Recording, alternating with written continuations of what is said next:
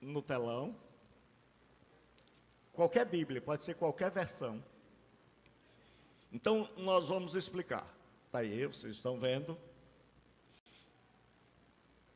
Começa aqui. Isso é o que a gente chama de perícope. Perícope é onde começa um texto. Esse texto tem início, meio e fim. Então, quando foi feita a divisão de capítulos, havia um problema que nem sempre as pessoas dividiram os capítulos nos locais corretos. Então, esse texto, essa parábola, é a conclusão disso aqui, né? Os fariseus chegaram para Jesus e perguntaram quando havia de vir o reino. Então, essa é a pergunta. E Jesus vai dizer para eles que o reino de Deus não é como eles imaginavam, um reino concreto de palácios, um reino político, bélico. E ele diz, mas o reino de Deus está no meio de vocês. Ele está falando com os fariseus. Ele diz, eu sou o reino, aí está o meu povo, aqui estão os meus súditos, então o reino está ao alcance de vocês. Aí Jesus diz, que é o que a gente chama de escatologia realizada, que o reino já começou. Porque os dispensacionalistas acabaram lançando tudo para o futuro, aí o reino de Deus só é no milênio, quando Jesus vier, aí vai ter uma oncinha, que já não é mais onça, um leão, que já não é mais leão, né? Pedro sabe que é leão, né? Então, bicho perigoso, sei o que ele fez ontem, né? Então, o que acontece? Quando lançaram tudo para o futuro, esqueceram da escatologia realizada. Escatologia realizada significa que quando Jesus veio, chegou o fim. Os judeus estão esperando o fim. O judeu dividia o mundo em duas datas: a era presente e o mundo por vir. Então eles diziam o seguinte: quando o Messias vier, o Machia, o Hamashia, haverá o mundo, o fim da era presente e o início do mundo por vir. Se eles tivessem crido que Jesus era o Messias, então eles teriam dito, chegou o fim. Mas para mim e para você, eu vou fazer uma pergunta boba: quem aqui crê que Jesus é o Messias prometido? Amém. Então, se Jesus é o Messias e ele veio, então chegou o fim. Só que o fim começa na primeira vinda e vai ter a sua consumação, o seu ápice na segunda vinda. Quando Jesus vier, terminou o fim. Mas o fim começou na primeira vinda. Quando Jesus chega, chegou o rei. Quando as pessoas se convertem, o reino já está presente. O reino já está. Por isso que Jesus disse, o reino está entre vós. Você vai encontrar um crente fiel aí, um súdito meu, alguém que acredita em mim, e eu já estou aqui. E o fim já começou. Aí Jesus diz, olha, mas quando ele vai continuar, e ele vai dizer, olha, assim como foi nos dias de Noé, assim como foi nos dias de Ló, eu virei repentinamente, eu virei subitamente. E aí, ele vai entrar nesta parábola, porque ele está falando que quando ele vier, nós vamos ter a concretização do fim. E aí agora ele vai falar para nós, para a sua igreja. Até então ele está falando com os fariseus, mas agora ele vai falar para a sua igreja. Por quê? Os evangelhos, eles foram escritos por volta de 20 anos depois de Jesus Cristo. Então Jesus, ele chega e diz assim, olha pessoal, eu volto rápido. Eu venho, vocês vão ver o Filho do Homem vindo sobre as nuvens com poder e grande glória. Apocalipse diz assim, todo olho verá. E aí os cristãos viram no ano 70 o general Tito destruir Roma. E eles estavam sendo perseguidos, seus bens confiscados, sua família presa. Eles estão morrendo nas arenas. E eles estão orando e parece que Deus está de braço cruzado. Parece que Deus não ouve. Cadê Jesus? Cadê Jesus que foi embora? É tanto que Pedro vai escrever e ele diz, ele não retarda a sua promessa, mas é longânimo, não querendo que ninguém se perca, senão que todos venham ao arrependimento. Mas para os cristãos da época que estavam sofrendo, Deus parece que não estava agindo. Deus parece que não estava atendendo o clamor. Os cristãos estão morrendo e cadê Deus? Aí Jesus diz que para os momentos de luta, para os momentos de tribulação, para os momentos de aflição, para os momentos onde parece que Deus não está atendendo, e para o momento onde a injustiça está triunfando, onde o mal parece que está ganhando, ele diz, não desista de orar, não deixe de crer, não deixe de confiar. Aí ele vai dizer, ele vai contar a parábola sobre o dever de orar sempre e nunca desfalecer. O grande problema nosso é que quando a gente lê sobre oração, a gente lê descontextualizado. A gente pensa que orar sempre e nunca desfalecer, diz assim, meu Deus e meu Pai, muito obrigado por esse dia, eu estou aqui na tua igreja, orando pelo teu reino, Deus abençoe o pastor Frota, pastor Pedro, todos os irmãos que estão aqui, muito obrigado, amém. Mas Jesus vai nos explicar, em cada texto que ele fala da oração, o motivo pelo qual nós devemos orar, o motivo que deve permear o nosso coração, o motivo que deve encher a nossa alma, para que a gente possa orar. Então ele sabe que a igreja vai ser perseguida, porque ele disse, no mundo tereis aflições, mas tende bom ânimo. Meu irmão, se você não quer passar por aflição, você está na religião errada. Porque o cristianismo é uma religião de aflição. Cristianismo é uma religião de perda. Jesus disse, se você quer vir após mim, negue-se a si mesmo, tome a sua cruz e morra comigo no Calvário. Porque tomar a cruz era caminhar com ele e se unir a ele na sua morte. E aí, Jesus Cristo agora diz sobre o dever de orar sempre, nunca desfalecer. Por quê? Porque chega um tempo, um dos maiores inimigos da igreja sempre foi o tempo. A gente começa a 1000 por hora, a gente começa assim, querendo culto todo dia. A gente começa, qualquer pessoa que nasceu de novo, começa dizendo assim, onde tem culto hoje? Ele não quer saber se é na Bela Vista, se disser que tem um culto acolá e tiver um homem de paletó e uma Bíblia na mão, ele pode ser espírita, ele pode ser qualquer coisa que ele estará lá, porque ele está com tanta fome, ele está com tanta sede. É por isso que eu não entendo crente que não vem para a escola bíblica dominical, eu não entendo gente sem fome, eu não entendo gente sem apetite espiritual. Então, o que acontece? Jesus agora vai dizer sobre o dever de orar sempre, sem nunca desanimar, porque com o tempo, a tendência da gente é dizer assim, rapaz, eu tenho muita coisa para fazer, eu tenho trabalho, então se eu for para o culto de manhã, eu não vou para o culto à noite. Se eu vier para a escola dominical, eu não venho para o culto. Então, como tem o culto e tem a escola dominical, um dia eu acho que os pastores vão ter que emendar tudo. Vão ter que dizer assim, irmão, o culto começa às 9 da manhã, para ver se o povo vem para a escola dominical. E dizer assim, ó pessoal, vai ter o louvorzão aqui, pastor Gilberto entra e depois eu já prego. Né? Aí, para ver se o povo vem.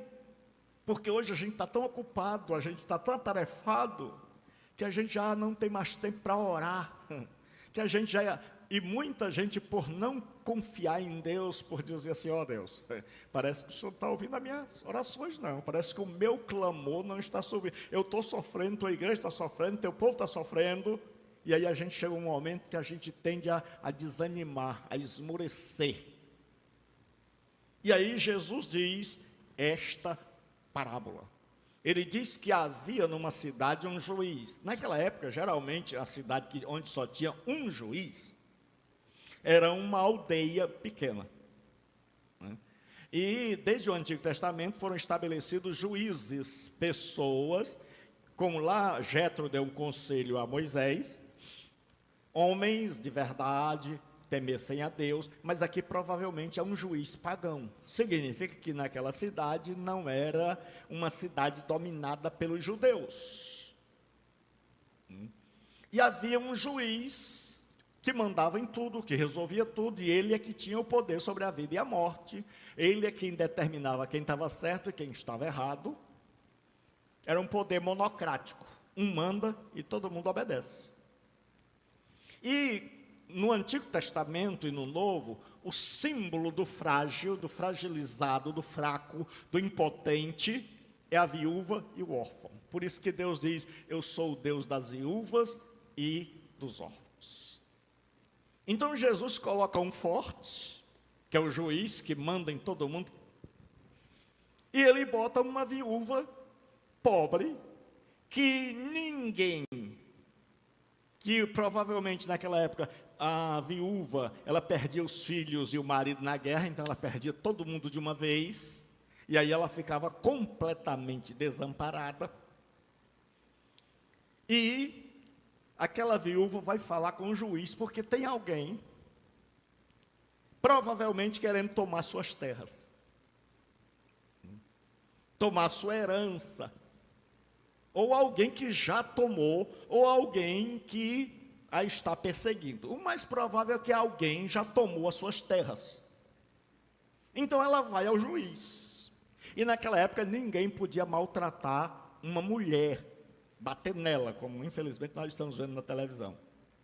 Então a mulher tinha o direito de falar. Então ela vai ao juiz para pedir ao juiz que faça justiça.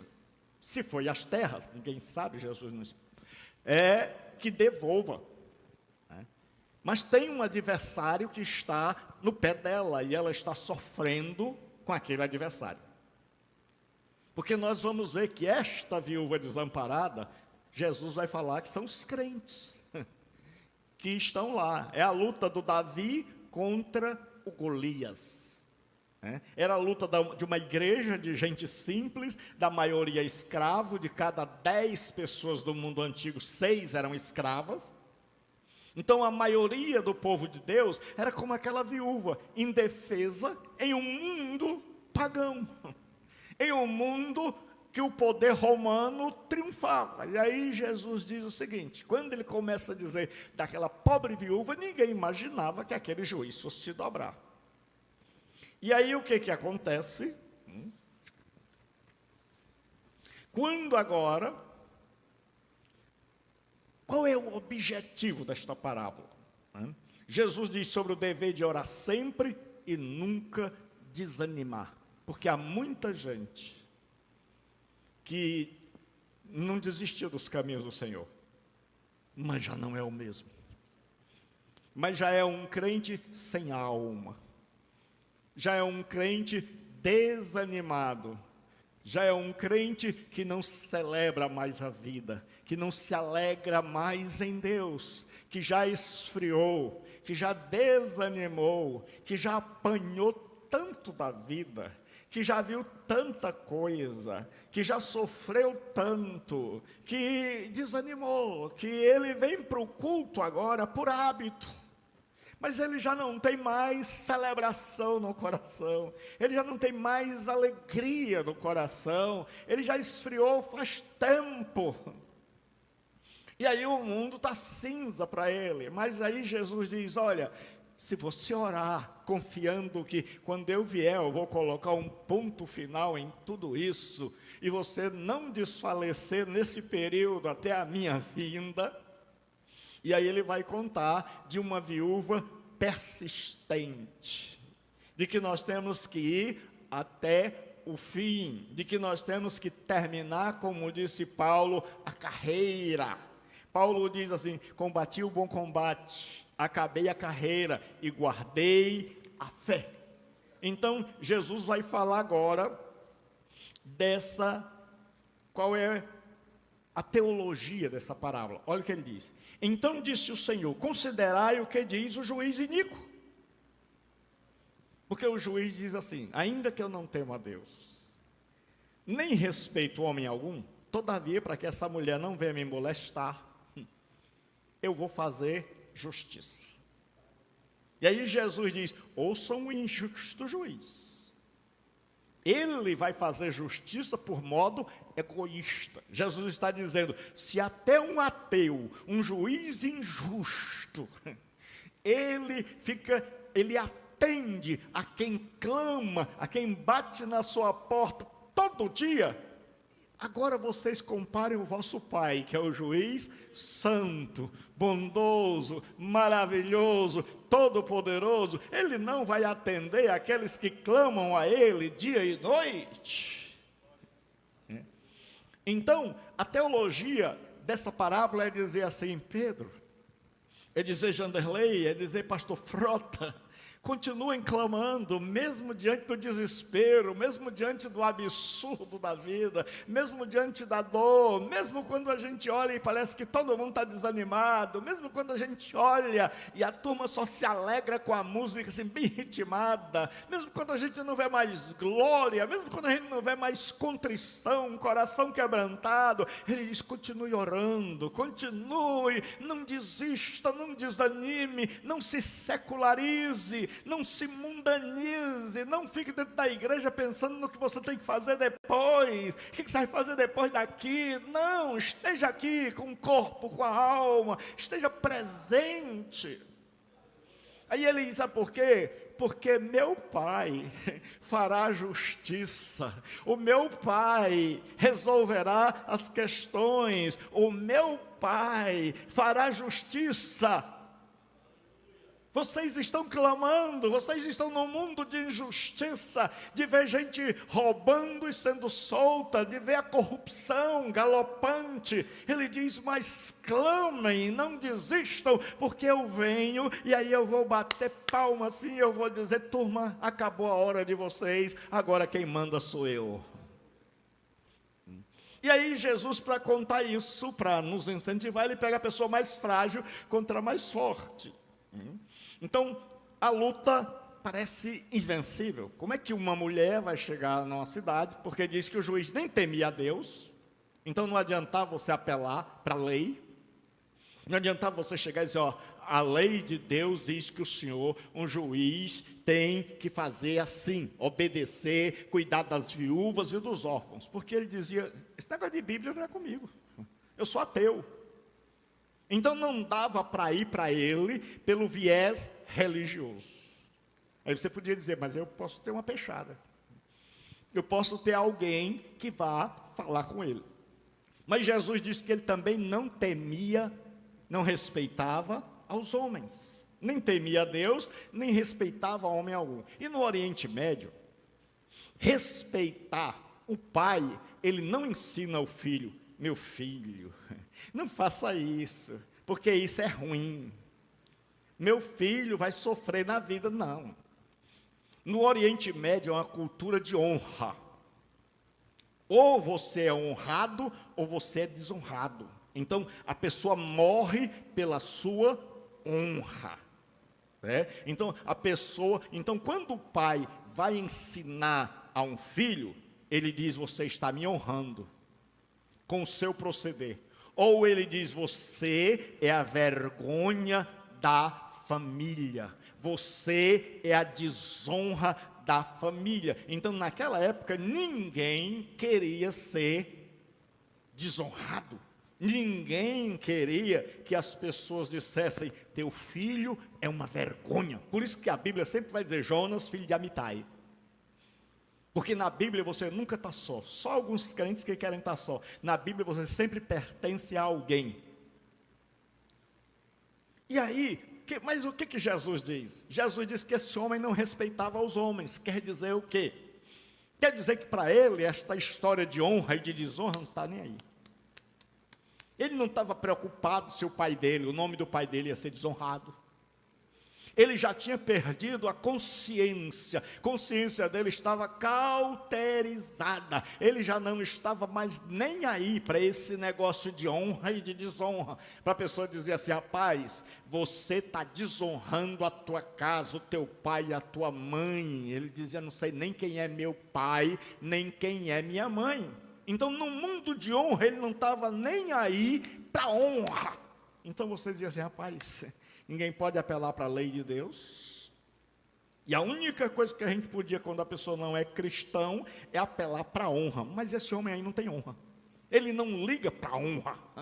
A honra dele, ele jogou no balde do lixo faz tempo. Então você vai e diz assim: essa mulher nunca vai ser atendida. E a Bíblia Sagrada diz, certo, que aquela mulher, a viúva injustiçada, ela busca justiça, que é fruto da fé. Porque você só ora se você tiver fé. Se você não tiver fé, você não ora. A maior prova da nossa falta de fé é a quantidade de oração da gente que diminui.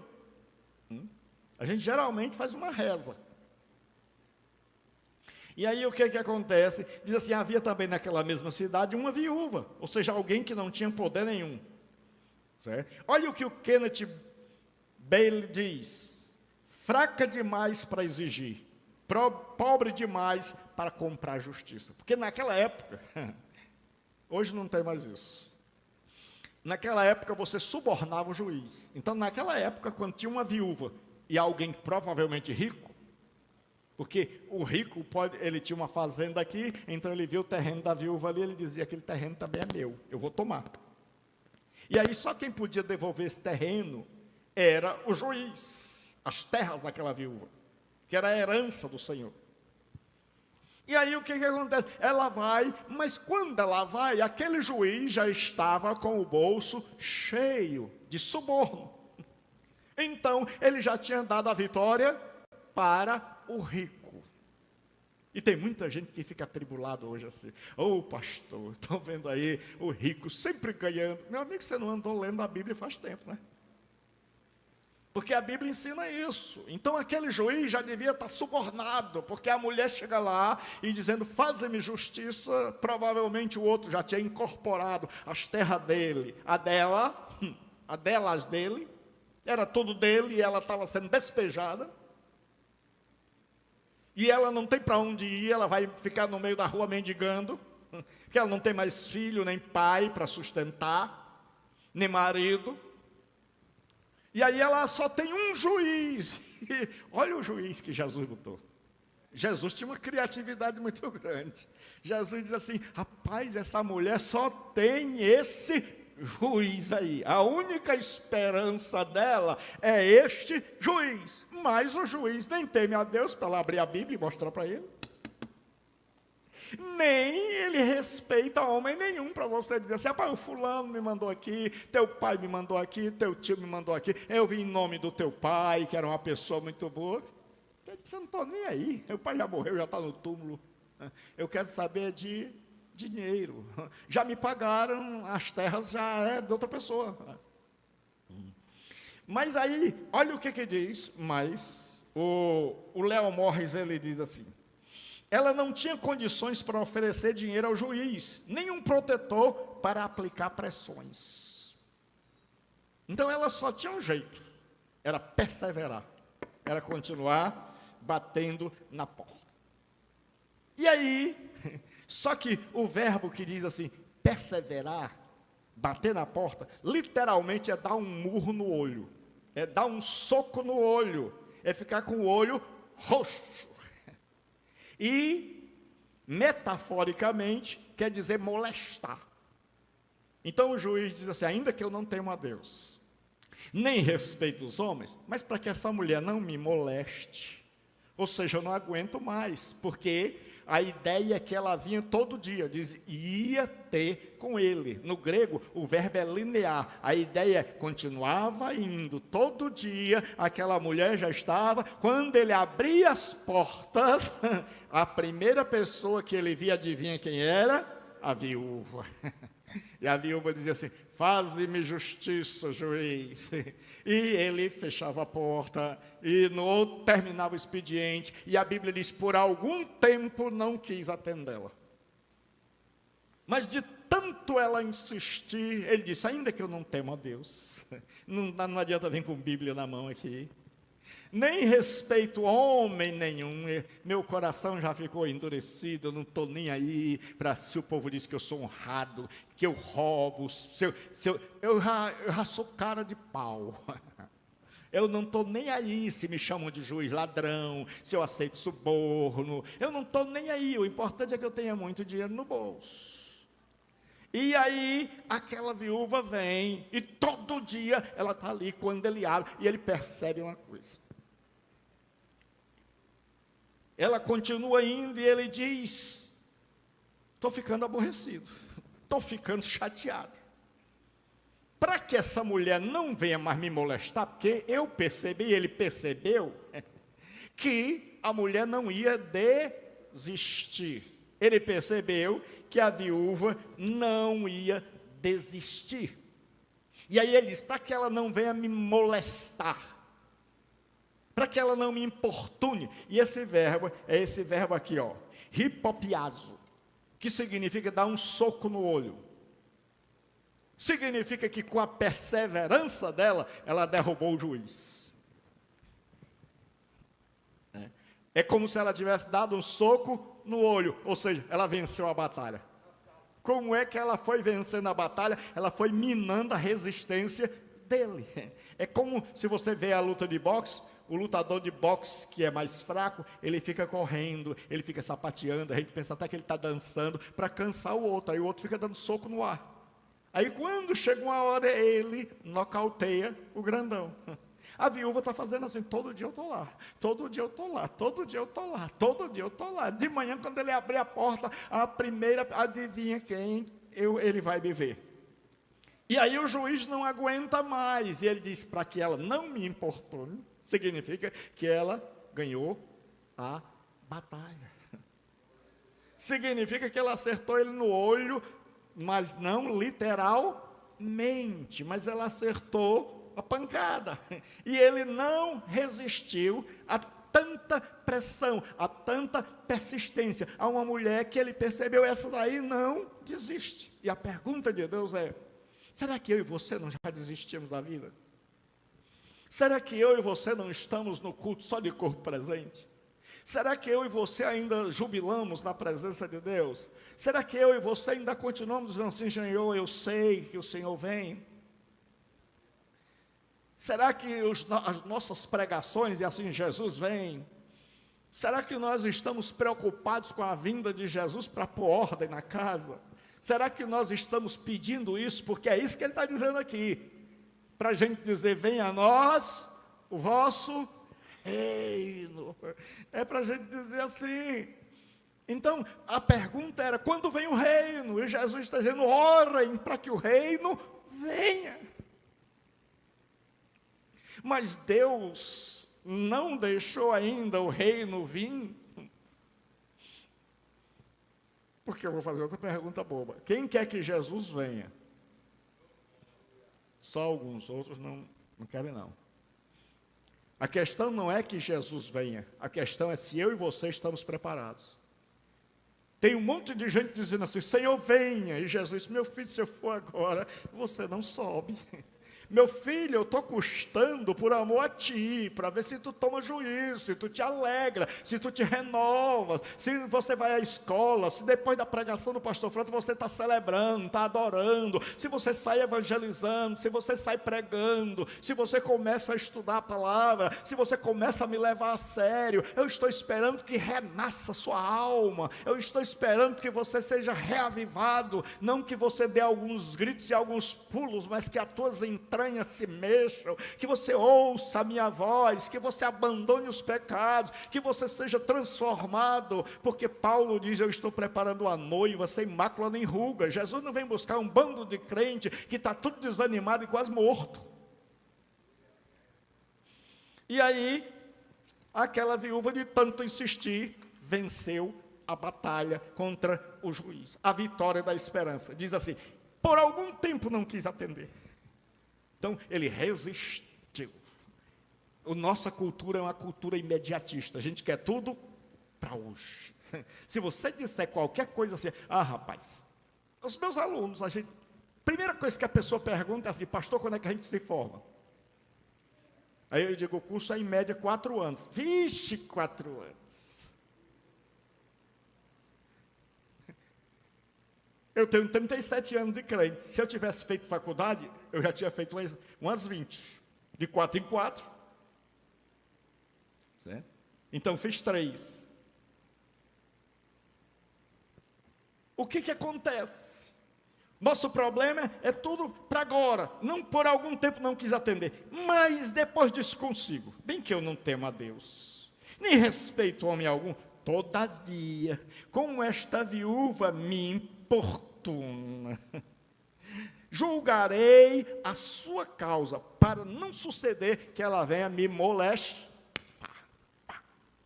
Então a viúva ganhou a batalha que parecia perdida. Jesus está dizendo, vocês vão triunfar. O Império Romano caiu. O Império Romano se dividiu. Depois o Império Romano caiu, mas a igreja está aqui hoje de manhã. A igreja está aqui hoje de manhã, celebrando e adorando. E era para estar assim, só o pastor Osés que ainda dá um glória a Deus, um aleluiazinho, certo? Mas muita gente já hoje, Jesus está dizendo, meu filho, você acha que eu vou buscar você desse jeito? Vocês acham que eu vou buscar vocês com esse sono, com essa animação? É? Se isso aqui fosse uma casa de forró, meu irmão, estava todo mundo dançando. É? Um dia lá na nossa igreja, as irmãzinhas dançavam assim na hora do louvor. Aí eu fui comprar no supermercado lá na cidade. E a mulher disse, rapaz, tem uma igreja ali que é tudo de incrédulo. Aí, porque tem crente que ele vai e ele concorda com o ímpio. Ele disse, é mesmo, é mesmo. Eu disse, por quê, minha senhora? Fiz de conta que eu não sabia. Ela disse, não, é porque eles cantam lá e eles dançam. Eu disse, a senhora é cearense? Ela disse, sou. Gosta de um forrozinho? Ela disse, gosta. E a senhora dança? Dança. Tem time? Tem. Quando seu time, o que a senhora faz? Meu amigo, eu jogo a almofada para o alto, eu me alegro, eu digo, e lá na igreja, eu sou o pastor daquela igreja que a senhora está falando mal. Lá na igreja, Jesus está lá no meio da gente. Como é que a senhora quer que a gente fique? Ela disse, sabia que eu não tinha pensado por esse lado? Irmãos, eu quero dizer uma coisa, Jesus ressuscitou, e se Ele ressuscitou, Ele está aqui, Ele está aqui. Eu já sou antigo na fé, quando eu cheguei aqui era o pastor Luiz, o culto era feito aqui embaixo, aqui em cima era um púlpito completamente diferente, bem simples. Mas quando o pastor Antônio dos Santos começava, o homem de branco, ele está passeando no meio do templo. Já estou. Meu irmão, era todo mundo falando língua estranha, era todo mundo adorando, era gente. O povo usava lenço, não era por causa do suor, não, era para o choro. Hoje, se você vê alguém falando língua estranha, você olha para trás e que negócio é esse, menino? Quem é esse? Que negócio é esse? Porque nós estamos precisando que Deus mexa na nossa alma. Nós estamos desesperadamente precisando assim, Deus sacuda a minha alma. Mas qual é o nosso problema? É que a gente diz assim, Senhor, sacuda a alma do Oséias, sacuda a alma do Pedro, enquanto a minha está seca. Porque se Deus sacudir sua alma, isso pega. Eu tinha uma professora canadense, que o Oséias também teve, chamada irmã Rita Stoklas, e ela ficava, Jesus, Jesus, Jesus, Jesus, na hora do culto de terça-feira lá no seminário, e eu ia encostar perto da irmã Rita, e eu começava, Senhor, eu te adoro, eu te exalto, porque era impossível você estar ali, perto da irmã Rita, sem você adorar. Então nós precisamos ser esse tipo de crente, que você diz assim, rapaz, é impossível estar perto do pastor Frota e não adorar, é impossível estar perto do Pedro e não adorar, é impossível estar perto do irmão e não adorar. É esse tipo de gente que aí a gente quer que Jesus venha. Aí o que acontece? Jesus diz, agora ele vai aplicar essa parábola. Ele diz assim, todavia, para que ela não venha me molestar. Aí ele vai fazer a aplicação. A demora da segunda vinda, as perseguições, estão todos fazendo isso. Ele vai fazer uma pergunta de retórica. Então disse o Senhor: considerai no que diz este juiz iníquo. Aí ele faz uma pergunta de retórica. É pergunta para vocês que você já sabe a resposta. Pergunta de retórica, muito feita na Bíblia. É aquela pergunta que você pergunta e você já sabe a resposta. Você diz assim: quem é mais velho, você ou seu pai? Quem é mais velho, pessoal? Quem é mais velho, pessoal? Eu estou mesmo numa igreja pentecostal. Quem é mais velho, pessoal? Melhorou, pouquinho. Certo? Não vamos ficar muito alegre, não, porque não foi muito bom, não. Mas melhora, está melhorando. Então, o que acontece? Jesus, você já sabe quem é. Então, Jesus diz o seguinte. Agora ele vai fazer uma pergunta. Ele diz assim: então disse o Senhor: considerai no que diz o juiz iníquo. Não fará Deus justiça aos seus escolhidos que clamam a Ele dia e noite? Ele está dizendo, se esse juiz não aguentou esta pobre viúva, que vinha todo dia, como é que o pai, que tem um coração maravilhoso, que é fiel às suas promessas, não vai fazer justiça a vocês, que clamam a Ele ininterruptamente, que não desanimam, porque é isso que quer dizer dia e noite, não quer dizer você orar agora de madrugada, de manhã, de tarde, de noite, não significa você todo dia, quando, se é que Deus acorda, você dizer: Pai, olha quem é que está aqui. É você de noite: o Pai, olha quem é que está aqui. É você estar dizendo: Senhor, venha por fim a essa desordem, venha tirar esses ministros, venha tirar esse bando de gente que está roubando, venha, Senhor, governar essa terra. Senhor, eu não aguento mais. Senhor, a tua igreja está fria, nós precisamos de gente que seja sacudido no interior, na alma, no coração. Nós queremos chegar num culto e a igreja está ardendo e eu não ter vontade de sair dali e eu querer ficar ali. Senhor, acaba com essa história dos crentes tudo querer às 9 horas ir embora, e se embora da igreja porque estão cansados, porque estão pedindo a Deus que o pastor termine de pregar. Senhor, dai-nos uma pregação que o povo sinta na alma e que eles não olhem mais para o relógio, não olhem mais para o celular, mas que eles olhem para o céu, que eles olhem para o Espírito Santo, que haja uma manifestação, que quem estiver perto de mim não esteja me atrapalhando, mas esteja me incentivando na adoração. Aí Jesus diz que clamam a Ele dia e noite. Aí ele diz, embora pareça tardio em defendê-los, porque do ponto de vista humano, parecia que Deus estava demorando. O exército romano, o mundo, a perseguição dos judeus estava destruindo a igreja. Os crentes estavam morrendo. Mas Jesus disse: olha, o Pai tem o cronograma. O Pai tem uma agenda. O Pai não vai deixar Jesus vir antes de você estar preparado. O Pai não quer que eu fique.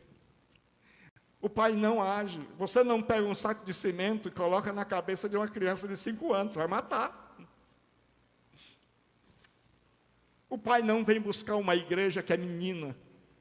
Você já imaginou? Vou fazer uma pergunta boba de novo, a terceira. Quem aqui daria seu filho para casar com uma menina de 6 anos? Quem acharia isso normal? Quem não acharia? Tanto faz. O pessoal não levanta a mão de jeito nenhum, não. Você pode perguntar, não levanta a mão nem que sim, nem que não. E estão pedindo para Jesus voltar. Jesus, você não daria, você ficaria escandalizado de você ver um adulto casando com uma criança. Jesus não vem buscar uma igreja que não cresceu. Jesus não vem buscar uma igreja que não conhece sua palavra. Jesus não vem buscar uma igreja que não aprendeu, que não investiu no conhecimento, que não mudou, que não foi sacudida por dentro. Então, não adianta eu ficar gritando: Senhor, a tribulação está grande, Senhor, o problema... Jesus está dizendo: se ajeite, se converta, se dedique a mim. Gaste tempo comigo, Me coloque em primeiro lugar, e o meu reino, e a minha justiça, e as demais coisas aí serão acrescentadas. Aí Jesus Cristo vai agora dizer, o Pai não tardará. Ele está dizendo, o Pai está disposto a fazer a sua vontade. Pelo Pai eu já tinha voltado. O problema não está em Deus. O problema está aqui. O problema está em nós. Pelo Pai, Jesus já tinha voltado. O problema é que Jesus está dizendo, meu filho, você que está pedindo para eu voltar, se eu voltar, você fica. E eu não atendo a tua oração por amor à tua alma. Eu não atendo porque você já não tem mais alegria na alma, você já esfriou faz tempo. Você está dentro da minha casa precisando de uma reconciliação. Não é de vir à frente, não. É de chegar aí no seu banco, na sua cadeira e dizer, Deus, é assim que eu estou. Deus, é assim que eu estou.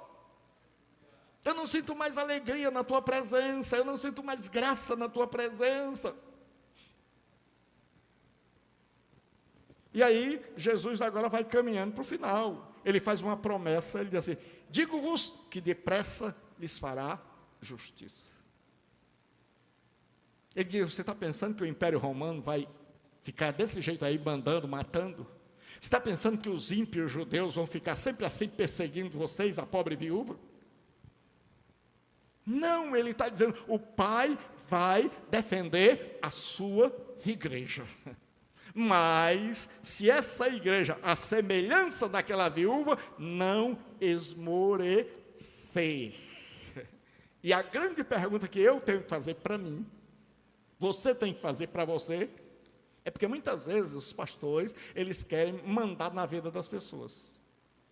E não adianta, meu irmão, eu dar ordem a você. O que nós temos que fazer é perguntar, como é que está a minha alma? Eu quero sair dessa escola hoje, como é que eu estou? Como é que eu estou diante de Deus? Como é que está a minha dedicação a Deus? Eu estou mais preocupado em chegar em casa agora para almoçar. Eu já estou preocupado aqui em para qual restaurante eu vou ligar, para marcar logo o almoço. Eu estou doido que o pastor Frodo termine o culto. Ou eu estou aqui celebrando, me regozijando. A palavra de Deus está entrando na minha alma. Oh, louvado seja Deus. A palavra de Deus está entrando na minha alma. Ou então eu estou frio. Eu digo, Senhor Jesus, eu estou realmente frio. Eu preciso de um sacolejar na minha alma. Eu preciso que o Senhor me balance hoje. Porque a Bíblia diz, e os umbrais das portas se moveram com a voz do que clamava. E a casa se encheu de fumaça. E hoje nós estamos precisando que Deus dê um sacolejado assim na gente e diga assim, Pai, eu quero hoje ser uma brasa viva, eu quero ser um homem, uma mulher de Deus, que se eu encostar perto do pastor Oséias, eu fique feliz, se eu encostar perto do pastor Pedro, eu fique feliz, que eu possa estar aqui celebrando na tua presença. Aí Jesus faz uma pergunta, e essa pergunta, ele quer que eu e você responda. Ele diz assim, quando porém vier o Filho do Homem, já que os fariseus estavam perguntando, quando é que vem? Esse negócio aí, o senhor fala do reino, quando é que vem esse negócio aí? Aí Jesus respondeu, vai demorar, eu não venho logo, não é porque eu não queira, é porque vocês dão trabalho, Então, vocês vão ter que ter paciência, orar, persistir, não desanimar. E se desanimar, reanimar. Por isso eu vou levantar homens, mulheres, para pregarem, para tocar o coração de vocês, não no grito. Quem ganha no grito é vendedor de picolé. Nós não vamos gritar. Pregador não precisa gritar. Pregador precisa falar a sua alma. Deus quer entrar na minha alma e na sua, e fazer o trono dele no meu coração, que ele seja o maior amor da minha vida, que ele seja a coisa mais importante na minha vida, que ele seja Senhor. Aí Jesus chega e diz assim, quando porém vier o Filho do Homem, vocês estão querendo isso, porventura achará fé na terra? está dizendo, eu vou encontrar gente animada, feliz, em meio a tantas bordoadas da vida, em meio a tanta pancada, eu vou encontrar gente perseverando na fé, eu vou encontrar gente na sã doutrina. Porque do jeito que está, meu irmão, cada dia abre uma igreja nova, com uma doutrina nova, com um lenço ungido, a rosa ungida, a flor ungida. Quem era pentecostal não fala mais língua, não adora mais. Do outro lado tem um pessoal que acha que ser fogo do céu é estar rodopiando e gritando e caindo no chão e balançando o cabelo, e a gente vai lá e diz, meu Jesus, que negócio é esse? Eu vou, fico só sentado, aí depois na hora de pregar, o que acontece? Jesus diz, quando eu vier, eu vou encontrar fé na terra. Existe na teologia 2 tipos de fé, a fé objetiva, que é a doutrina, e se você perguntar a maioria dos crentes, eles não sabem. Eu fiz num determinado lugar que eu ensino, 5 perguntas para pastores. 5.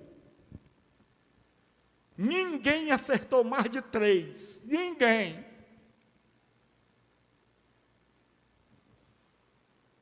Mas o pessoal diz, não, ninguém precisa estudar, não. E esse negócio de 4 anos não precisa, não. Pastor que não acertou 3. Eu disse, imagine as ovelhas, meu Deus. Imagine as ovelhas. E existe a fé subjetiva, que é essa nossa confiança em Deus. É a emuná. Emuná é quando você está se afogando e alguém atira uma boia. O que você faz? Você se agarra. É isso. É você se agarrar em Deus e dizer, estou seguro, estou confiante, não me afogo, não desisto, daqui ninguém me tira, daqui não sai, igual a música, daqui ninguém me tira. E é isso que Deus espera essa manhã, é que você diga, Pai, a minha fé foi renovada, Pai, eu quero ser igual àquela viúva, todo dia o Senhor vai me ver na sua presença, todo dia eu vou estar na sua presença dizendo, venha Senhor, transforme a minha vida, transforme a tua igreja, transforme o pastor Gilberto, transforme cada pastor, transforme a nossa igreja, transforme o teu povo no mundo inteiro, transforme o mundo, para que o Senhor possa raiar nas nuvens e vir por ordem na casa, prepara os nossos corações. Oh Senhor, eu quero te dizer, quando o Senhor voltar, eu não sei, se depender de mim, se depender de nós, o Senhor não vai encontrar fé na terra. Nós vamos estar desistindo, nós vamos estar preocupados com o nosso emprego, nós vamos estar preocupados com descansar no domingo. Agora, se o teu Espírito agir, oh aleluia, se o teu Espírito agir na minha alma, se o teu Espírito aquecer a minha alma, então o Senhor vai me encontrar. Amém? Deus abençoe. Aleluia. Você pode se colocar de pé? Enquanto o pastor Gilberto estava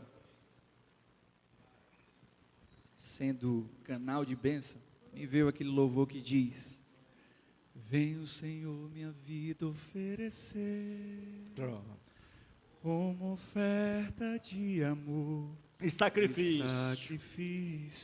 Você pode Quero cantar? minha vida. Quero minha vida a Te entregar como oferta viva. como oferta viva em teu altar. Pois para te adorar. Pois Foi que eu nasci. que eu nasci, Cumpre o teu querer. o teu querer, Faço o que está em teu faça coração. o que está em teu coração. E que a cada dia, cante com a alma, Cada dia eu queira mais e queira mais mais e mais estar ao teu lado. estar ao teu lado, Senhor. Oh, aleluia. Oh, Senhor, te adoramos, Pai, te aleluia. adoramos, Senhor. Te adoramos, Jesus. Obrigado, Senhor, pelo tesouro que é a Tua palavra, Deus, que renova a nossa alma, ilumina a nossa visão e alegra o nosso coração, Deus.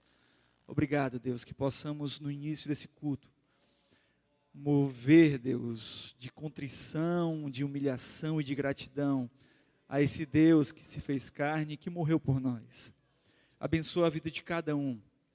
Dá a cada um sede de Ti, Deus, por se debruçar na Tua palavra, por Te buscar em oração e permanecer como essa viúva, Deus, batendo na porta, tendo a certeza de que Tu és o bom Pai, que está inclinado para ouvir o clamor dos Teus filhos. Deus, abençoa essa escola bíblica, traz as pessoas para receber a edificação, Deus, por meio da Tua palavra e da instrumentalidade desses cooperadores da Tua casa, Deus.